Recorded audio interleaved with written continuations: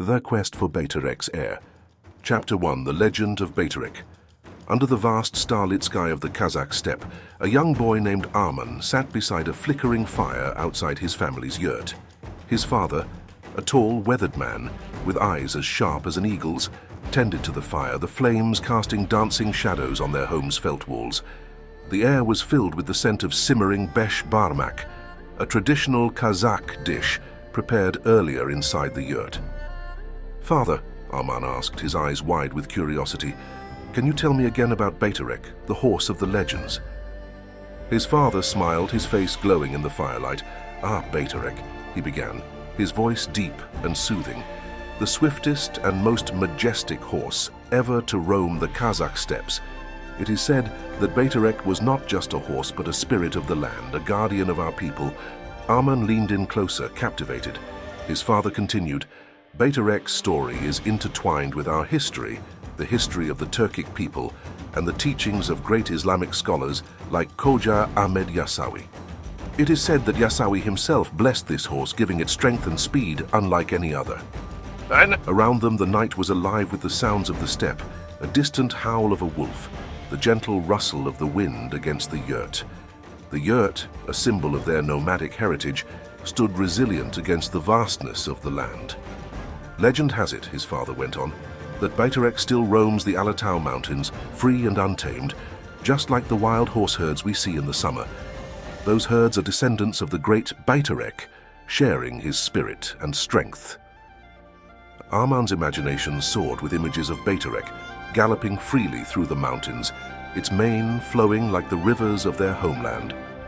He imagined himself riding alongside the legendary horse, feeling the same freedom that his ancestors must have felt as they traversed these endless steppes. As the fire dwindled to glowing embers, Arman's father concluded, "Baiterek is more than a legend, my son. He is a reminder of who we are, a people of strength, courage, and deep connection to our land and heritage." That night, as Arman drifted to sleep inside their warm, cozy yurt, his dreams were filled with galloping hooves, mountain paths, and the echoing call of Baiterek, beckoning him on an adventure that would lead him through the heart of their rich and ancient culture. Chapter 2. Journey begins.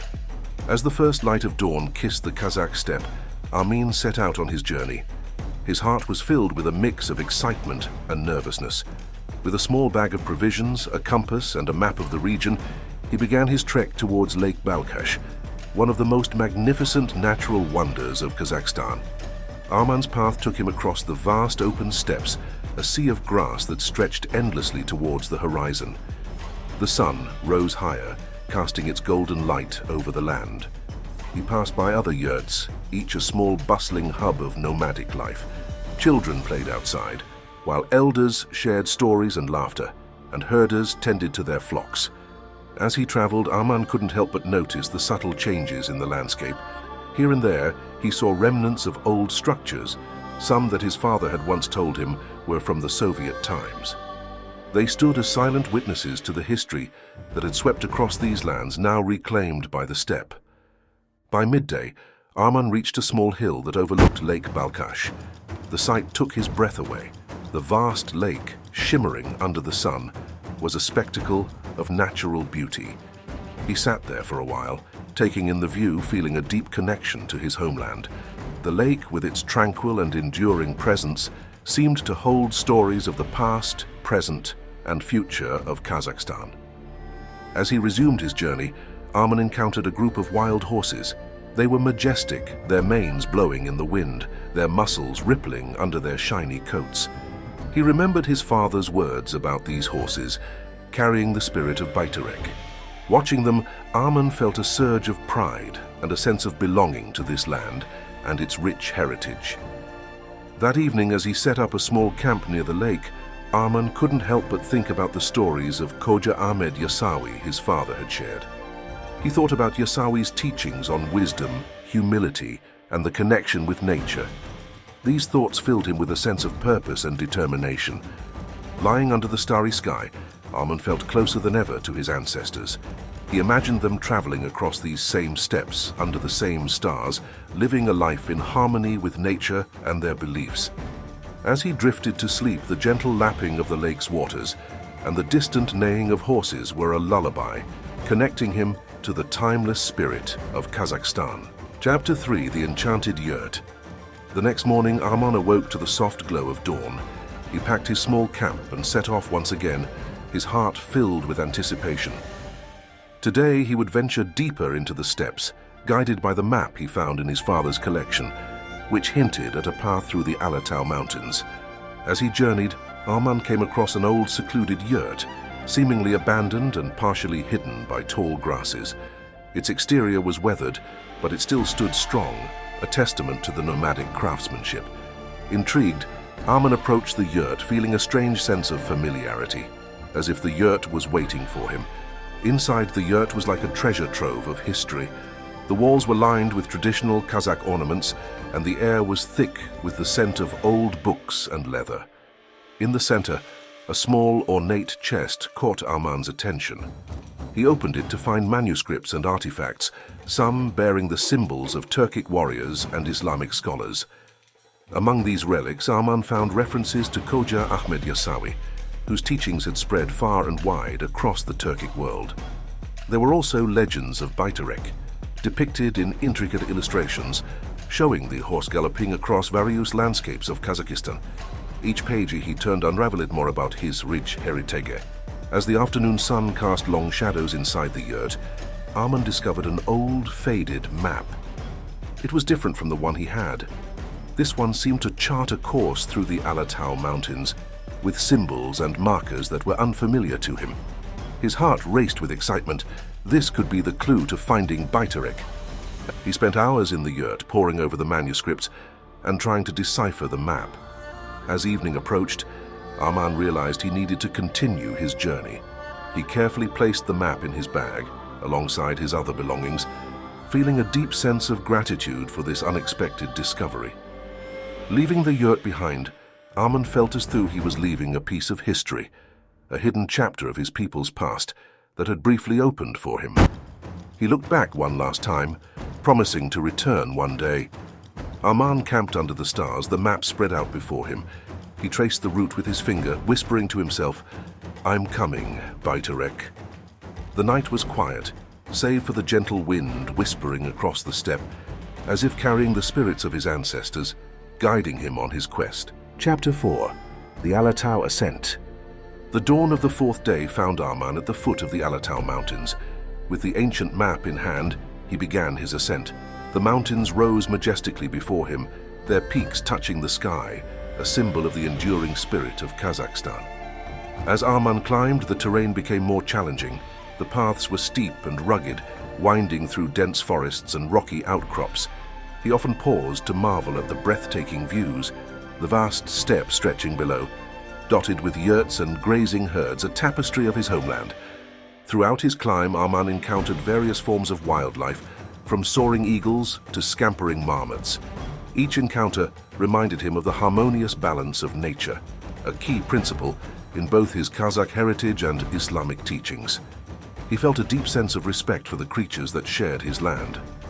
Midway through his climb, Arman stumbled upon a group of wild horses. They were robust and spirited, their coats glistening in the sun. Arman remembered his father's words about the wild horses being descendants of Baiterek. Watching them gallop freely across the mountain slopes was like seeing a living legend.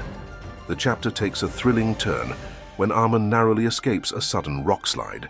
His quick thinking and agility save him, showcasing his resilience and determination. This moment of danger also serves as a reminder of the unpredictability of nature and the need to respect and adapt to it. As the sun began to set, painting the sky in hues of orange and purple, Arman found a sheltered spot to set up his camp. The air was cooler here, and the sounds of the mountain were different from those of the steppe, more serene yet profound. That night, as he sat by his small fire, Arman reflected on his journey so far. He thought about the legends of Baiterek and the teachings of Khoja Ahmed Yasawi, about strength, courage, and the pursuit of knowledge. The stars above seemed to echo his thoughts, shining brightly over the land of his ancestors. Arman fell asleep to the sound of the wind whistling through the mountain passes. a lullaby that seemed to carry both the whispers of the past and the promises of the future. Chapter 5.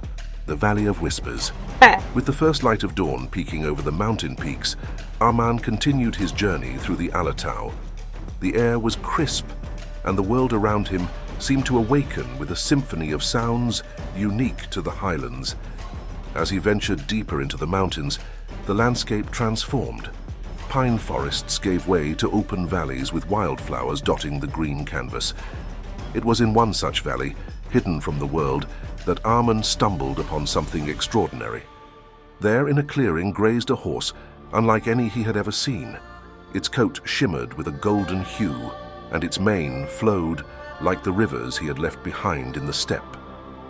Arman's heart skipped a beat. Could this be Baiterek, the legendary horse? He approached slowly, careful not to startle the magnificent creature. As he drew closer, the horse lifted its head, its eyes meeting Arman's.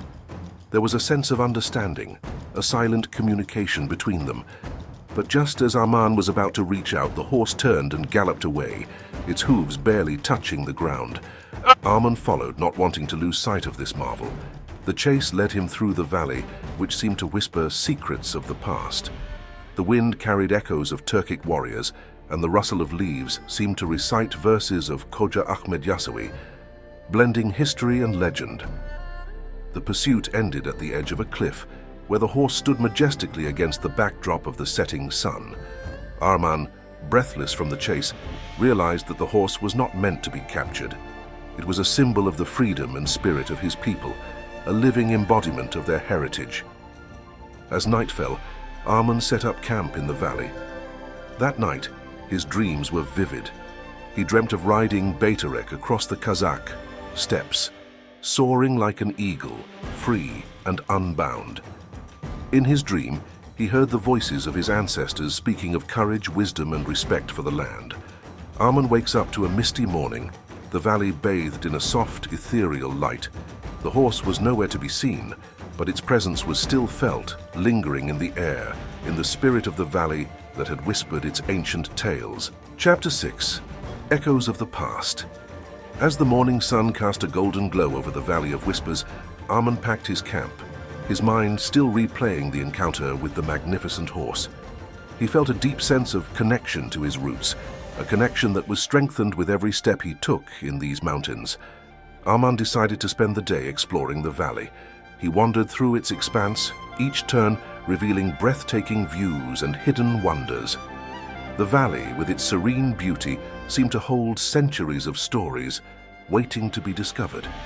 As he explored, Arman came across ancient ruins, remnants of a time long past. Broken walls and faded inscriptions spoke of the Turkic tribes that once roamed these lands. He traced the carvings with his fingers, feeling a link across time, a bridge to the history of his people. In a secluded part of the valley, Arman found a small stream, its waters clear and cold. As he knelt to drink, he noticed carvings on the rocks beside the stream. They were verses in Arabic script, likely from the time of Khoja Ahmed Yasawi. The verses spoke of wisdom, humility, and the transient nature of life. Arman felt as if the teachings of Yasawi were being whispered directly to his heart. The day passed quickly, and as the sun began to set, Arman climbed to a high point in the valley. From there, he could see the vastness of Kazakhstan, the steppes, the mountains, and beyond.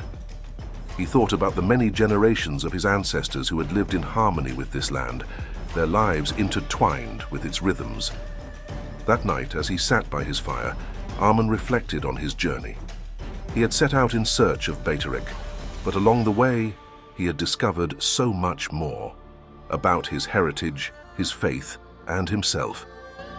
He realized that the true journey was not just about finding the legendary horse, but about understanding and embracing his identity. The night ends with Arman gazing at the stars, feeling a sense of peace and belonging.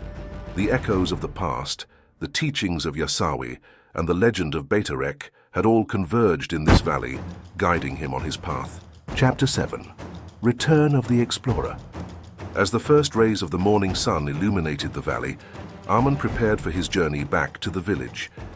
The Valley of Whispers, with its ancient secrets and mystical encounters, had left an indelible mark on his heart. He felt a profound connection to his heritage, a bond that he was eager to share with his community. The descent from the Alatau mountains was reflective and filled with contemplation. Arman retraced his steps, each landmark reminding him of the journey he had undertaken. The wild horses he had encountered earlier now seemed like old friends, symbols of the untamed spirit of his land. Upon reaching the steps, the sight of his village in the distance brought a wave of emotions. He had left as a boy filled with curiosity and was returning as a young man enriched with wisdom and understanding. As he entered the village, his father greeted him with a proud and knowing smile. The villagers gathered around, eager to hear about his adventures. Arman shared his tales, the enchanted yurt, the ancient ruins, the verses of Khoja Ahmed Yasawi, and, most of all, his encounter with the horse that might have been Baiterek. The story of his journey resonated with the villagers, reminding them of their rich culture and heritage. Arman's father, with tears of pride in his eyes, told him, "You sought Baiterek, but instead you found the spirit of our people, the essence of our land. You have returned with something far greater than a legend." That evening, the village celebrated with a feast. Traditional songs filled the air, stories were shared, and the spirit of the community shone brightly.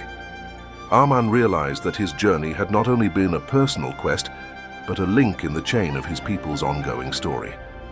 As the celebration continued under the starlit sky, Arman looked out towards the Alatau mountains in the distance.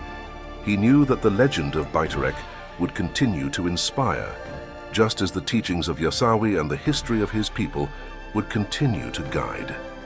The chapter and the story close with Arman standing beside his father, looking up at the stars. He understood now that his journey was not just about finding a legend. It was about discovering his place in the tapestry of his culture and carrying forward the legacy of his ancestors.